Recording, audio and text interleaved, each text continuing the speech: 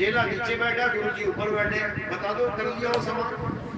चेला तो नीचे बैठा रह जाएगा सारी उम्र, गुरु जी गद्दी में बैठे रह जाएंगे सारी उम्र, समान कैसे हुए बता दो जरा। समान का मतलब पता क्या होता? कुएं में से एक मटका जल निकाला, उसको फिर कुएं में डाल दिया, अब क्या हो गया? समान हो गया। समझ लो, तुम्हें कोई समान कर ही नहीं सकता। क्यों? क्योंकि समान करना आता ही नहीं किसी को। ये समान नहीं है कि तुम नीचे बैठे हो ऊपर बैठ, ये समानता नहीं है। ये हमेशा एक गैप रहेगा गुरु चेले का। समान कब होते हैं समझ लो, जब गुरु तुम्हें अपना स्वरूप दे देता है, जब गुरु तुम्हें समझा देता है कि तुम आदमी, औरत, बच्चा, बूढ़ा, जवान नहीं हो, नहीं हो। तुम अपने आप को शरीर मत मान लो। तुम क्या हो? तुम आत्मा हो, लेकिन जीव बने बैठे हो, इसलिए जीवात्मा कहला रहे हो। जिस दिन परम हो जाओगे तो परमात्मा कहलाओगे, लेकिन कैसे कहलाओगे? जब तुम अपने असली स्वरूप को जानोगे तब, नहीं तो नहीं। तो इसी को बोला है कि जब तुम अपने असली स्वरूप को जान लोगे तो क्या हो जाएगा?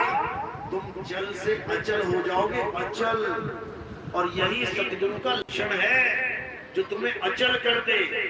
सतगुरु के लक्षण कहूं अचल विहंगम चाल, हम अमरापुर ले गए ज्ञान शब्द सरघाल।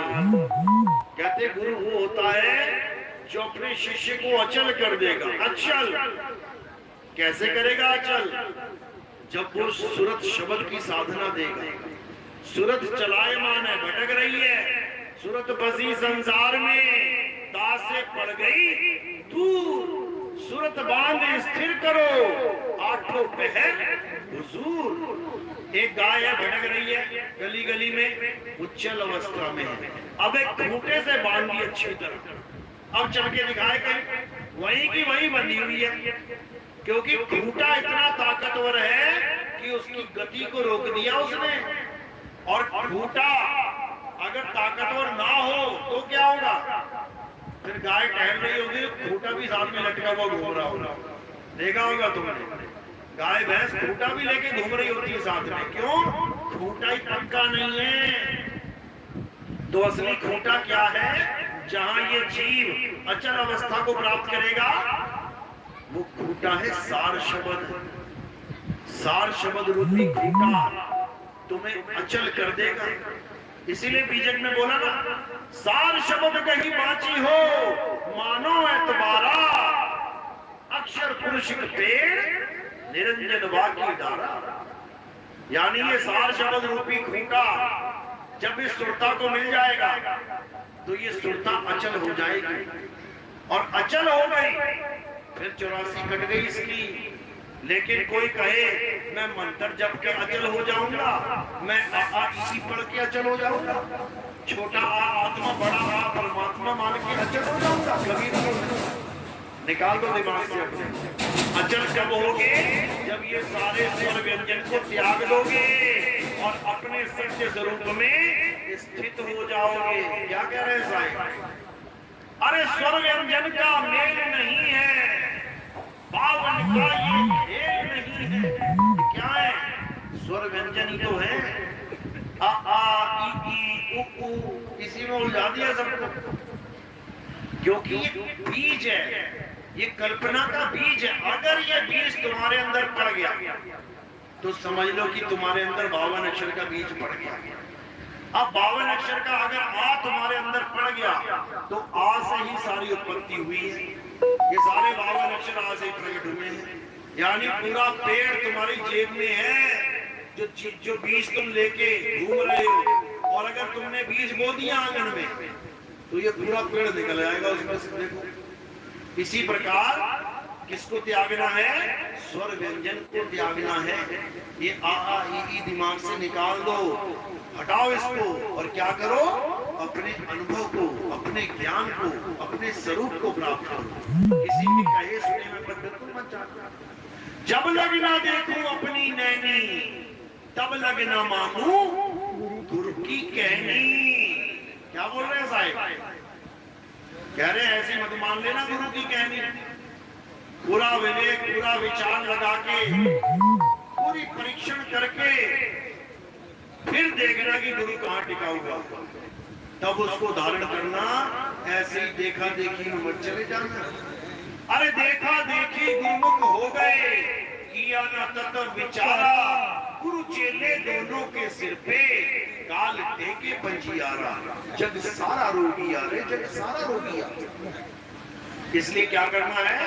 गुरु तो करो, इसमें कोई दिक्कत नहीं है, किसी को भी गुरु धारण कर लो। शुरुआत ABCD से करनी है, कहीं से भी कर लो, सरकारी स्कूल से कर लो, प्राइमरी में अंग्रेजी स्कूल से कर लो, आंगनबाड़ी से कर लो, कहीं से भी कर लो, अच्छी बात है। लेकिन इस पढ़ाई का अंत कहाँ करना है? कहाँ पे होगा इस पढ़ाई का अंत, यानी मंजिल कहाँ है, ये जरूर जान लेना, नहीं तो फिर अंगूठा छाप ही रह जाओगे। तो साहब यही समझा रहे हैं। चलेगी आगे। अरे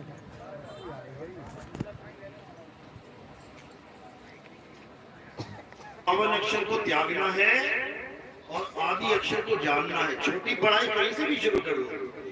गुरु मेरे सभी बड़े, अपनी अपनी, और कोई भी गुरु धारण कर सकते हो आप, कोई बंधन ही नहीं है इसमें। बस थोड़ा सा विवेक लगाना कि गुरु मांस ना खाता हो, गुरु बीड़ी जर्दा तंबाकू गांजा अफीम पोस्ट ये सब ना खाता पीता हो, नहीं तो तुम्हें भी नशेड़ी बना देगा, क्योंकि जैसा गुरु वैसा खेल। समझ रहे हो? कुछ पहचान करनी होती है कि कोई गुरु नशा ना करता हो, मीट मांस ना खाता हो, अंडा भुर्जी ना खाता हो, पता लगा तुम्हें भी अंडा भुर्जी खिलाने लग जाएगा, फिर तुम भी अंडे बन के आओगे, क्योंकि जो करोगे सो भरोगे। तो शुरुआती पहचान तो तुम ऐसे कर सकते हो कि हाँ ठीक है, हमारा गुरु बिल्कुल सात्विक भोजन करता है, गुरु बना लो। चाहे राम जी का पुजारी क्यों ना हो, चाहे हनुमान जी का क्यों ना हो, चाहे कोई मुल्ला जी क्यों ना हो, कोई ईसाई क्यों ना हो, शुरुआत तुम कहीं से भी कर सकते हो। गुरु तुम्हें ज्ञान देगा, अच्छी बात है।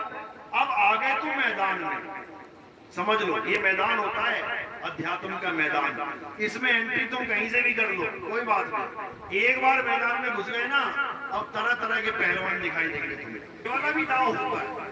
अच्छा इसको भी ज्ञान क्या, अच्छा ये भी ऐसे होता है, तुम्हें हर प्रकार का ज्ञान समझ में आने लग जाएगा। जैसे तुम आज इस सत्संग में बैठे हो तो तुम कहीं के भी चेले हो, कोई